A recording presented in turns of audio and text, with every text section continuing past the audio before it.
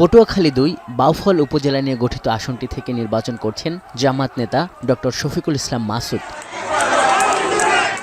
দাঁড়িপাল্লা প্রতীকের পক্ষে উপজেলার ধুলিয়া হাইস্কুল মাঠে আয়োজিত এই নির্বাচনী সভাকে বলা হচ্ছে ১০ দলীয় ঐক্যের জনসভা, যেখানে প্রধান অতিথি এনসিপি নেতা হাসনাত আবদুল্লাহ এবং বাংলাদেশ খিলাফত মজলিস নেতা মাওলানা মামুনুল হক।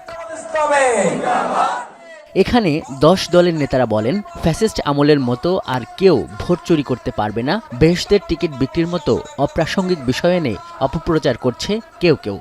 এই ঐক্যবদ্ধ বাংলাদেশের প্রধানমন্ত্রীকে এটা নিয়ে তোমাদের প্রশ্ন করতে উতলা হয়ে দেখতে হয়। আমাদের এই জোটের মধ্যে সর্ববৃহৎ দল একটি আছে না নাই? সেই দলের একজন আমির আছেন না নাই? কাজেই এই জাতীয় ধূম্রজাল সৃষ্টি করে বিভ্রান্তি তৈরি করে ঐক্যবদ্ধ বাংলাদেশকে বিপদগামী করতে পারবে না। ক্লিংকার বেশি থাকলে সিমেন্ট বেশি খাঁটি। আনোয়ার সিমেন্ট। আপনাদেরকে ডাকাতদের এবং চোরদেরকে সেফ এক্সিট দিয়ে সংসদে পাঠাতে আপনাদেরকে এই ইলেকশন কমিশনে বসানো হয় নাই। ব্যাংক ডাকাতদের জন্য, ঋণ খেলাপির জন্য এই বাংলাদেশের প্রতি ইঞ্চি মাটিকে আমরা জাহান্নাম বানাই ফেলবো। রূপগঞ্জে প্রচারে অংশ নেন নারায়ণগঞ্জ ১ আসনে জামায়াতের প্রার্থী আনোয়ার হোসেন মোল্লা। তার সংসদীয় আসনের ভুলতার সোনাভোগ গ্রামে নারী কর্মীদের প্রচারণায় বাধা দেওয়া হচ্ছে বলে অভিযোগ করেন তিনি। প্রায় একই ধরনের অভিযোগ করেন ঢাকা ১৬ এর দাঁড়িপাল্লা প্রতীকের প্রার্থী আব্দুল বাতেন। তিনি বিহারী ক্যাম্পে প্রচারণা চালাচ্ছিলেন। আমি আশঙ্কা করছি যে সারা রূপগঞ্জে এই বাধা দেওয়ার একটা দূরভিসন্ধি চলছে।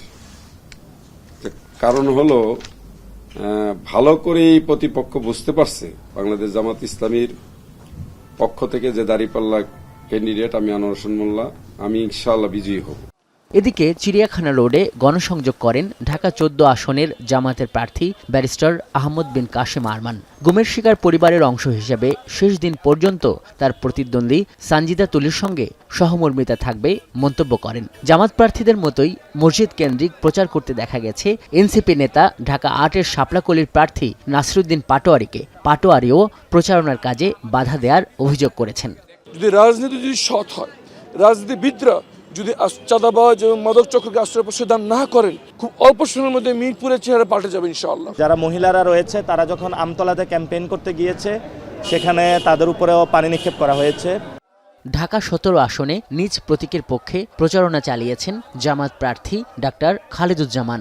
ঢাকা ১১ আসনের বিএনপি প্রার্থী MA কাইয়ুমের দ্বৈত নাগরিকত্বের বিষয়ে মামলা করা হবে জানিয়েছেন নাহিদ ইসলাম। এই এলাকায় বড় ধরনের আসলে ভূমি অধিগ্রহণ, জমি দখল, এটা এর আগেও হয়েছে, সেটাই কন্টিনিউ করছে।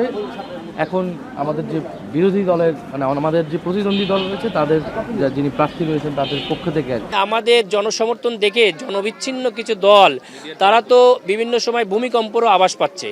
এদিন দিনভর ঢাকার বিভিন্ন আসনে নির্বাচনী মিছিল সমাবেশ করে দাঁড়িপাল্লার পক্ষে প্রচারণা চালিয়েছেন জামাতের প্রার্থীরা।